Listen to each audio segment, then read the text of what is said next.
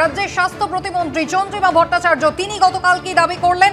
Email পাঠানো হয়েছিল এই আন্দোলনকারীদের, আলোচনা করতে চেয়েছিলেন মুখ্যমন্ত্রী, 7:30টা পর্যন্ত অপেক্ষা করেছিলেন এদের জন্য। কি বললেন চন্দ্রিমা ভট্টাচার্য, শুনুন।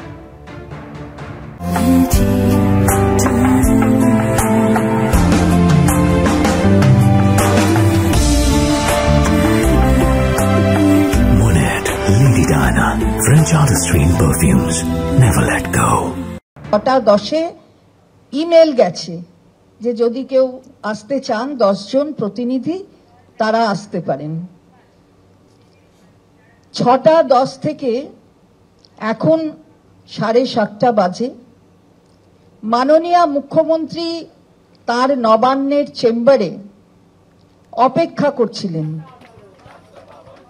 যে যদি প্রতিনিধিরা আসে অথবা 10-এর বদলে যদি আরো বেশি কেউ বলেন তারা যদি আসে। তিনি এতক্ষণ ধরে অপেক্ষা করেছেন, কিন্তু চিকিৎসকদের কাছ থেকে আন্দোলনরত চিকিৎসকদের কাছ থেকে এখনো অবধি কোনো খবর পাওয়া যায়নি। কোনো মেলের উত্তরেও কোনো মেল আসেনি। ফলে মাননীয় মুখ্যমন্ত্রী 7:30টা অবধি অপেক্ষা করে এই মাত্র নবান্ন থেকে তিনি বেরিয়ে গেছেন। তখন অনারেবল সুপ্রিম কোর্ট সর্বোচ্চ ন্যায়ালয়ে বলেছিলেন যে 5টার মধ্যে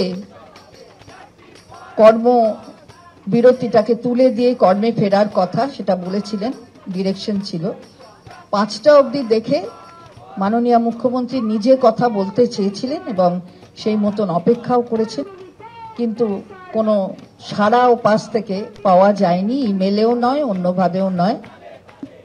ফের চলে যাবো, আমাদের প্রতিনিধি শিবাশিস মৌলিক রয়েছেন আমাদের সঙ্গে। শিবাশিস, গতকাল বৈঠক করার জন্য বার্তা দেওয়া হয়েছিল চন্দ্রিমা ভট্টাচার্য তিনি বলছেন মুখ্যমন্ত্রী নিজে 7:30টা পর্যন্ত অপেক্ষা করেছেন।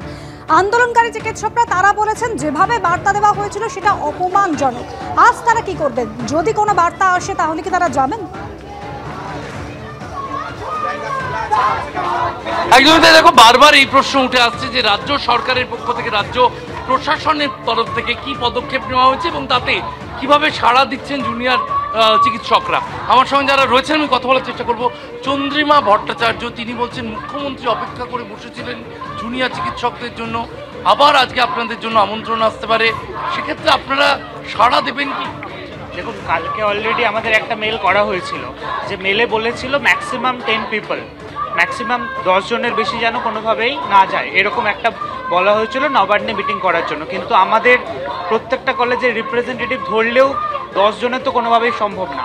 প্লাস আমরা এখানে আমরা অনেক কিছু ডিমান্ড নিয়ে এসেছিলাম, আমরা মিটিং করার কথা ভেবে এখানে আসেনি সঙ্গে সঙ্গে। তো কালকে আমাদের কেন যাওয়ার মতো পরিস্থিতি ছিল না, আমরা অলরেডি রিপ্লাই করেছি, তার কিছুক্ষণ পরে রিপ্লাই করা হয়েছিল। পরে রাত্রে নাগাদ আমরা রিপিট আরেকটা মেল করেছি আমাদের ডিমান্ডগুলো নিয়ে এবং আমাদের আর কি কি কন্ডিশন আছে দিয়ে আমরা অফিসিয়ালি সেই মেলের রিপ্লাইয়ের জন্য ওয়েট করছি। আপনারা মূল কি কি দাবি সেই মেলে উল্লেখ করেছেন একটু বলবো? এক তো সুবিচার, দুর্নীতি তদন্ত, এছাড়া কি কি দাবি? হ্যাঁ, আমাদের যে 5 দফা দাবি, আমাদের যে 5 দফা ডিমান্ড ছিল, ডিমান্ডগুলো মোরলেস সেমই আছে। তার সাথে আমরা আরও যে কটা জিনিস চাই সেটা হচ্ছে রিসেন্টলি সুপ্রিম কোর্টে যেগুলো মানে সিবিআই যেগুলো তুলে ধরেছে যে evidence have been tempered or something like that, এবং আরও অনেক ঘটনার প্রভাবে আমরা আরও যা যা জানতে পেরেছি। আমরা এই মুহূর্তে অ্যালং উইথ আওয়ার 5 ডিমান্ডস আমরা ডিএইচএস, ডিএমই এবং প্রিন্সিপাল সেক্রেটারি অফ হেলথ এই 3 জনেরই পদত্যাগ চাই। পদত্যাগের দাবি থেকে নড়ছেন না জুনিয়র চিকিৎসকরা, তারা সেই বার্তা তুলে ধরলেন এবং তারা যেমনটা বলছেন যে আলোচনা হবে, আলোচনার জন্য যেমন একটি মেল সরকারের তরফ থেকে এসেছে তার সাড়া দিয়ে গতকাল রাতেই চিকিৎসকদের পক্ষ থেকে একটি মেল গিয়েছে এবং তাতে 5 দফা দাবির পাশাপাশি আরও কয়েকটি দাবি উঠে এসেছে। কারণ স্বাস্থ্য ভবনে যে 5 দফা দাবি তারা তুলে ধরছিলেন তার পাশাপাশি যখন রাজ্য সচিবালয় বা নবান্নে যদি যেতে হয় তাহলে রাজ্য সরকারের কাছে আরও কয়েকটি দাবি তারা সেই মেলে উল্লেখ রেখেছেন, এমনটাই কিন্তু বলছেন জুনিয়র চিকিৎসকরা। একেবারেই শিবাশিস, তুমি আমাদের সঙ্গে থাকো। শিবাশিসের কাছে আমরা বারবার যাব, কারণ জুনিয়র ডাক্তাররা তারা কিন্তু ক্রমাগত একদিকে যেমন পথে বসে থাকার সিদ্ধান্ত নিয়েছেন, নিজেদের দাবিতে অনড় রয়েছেন, বারবার সেই বার্তা পৌঁছে দিচ্ছেন।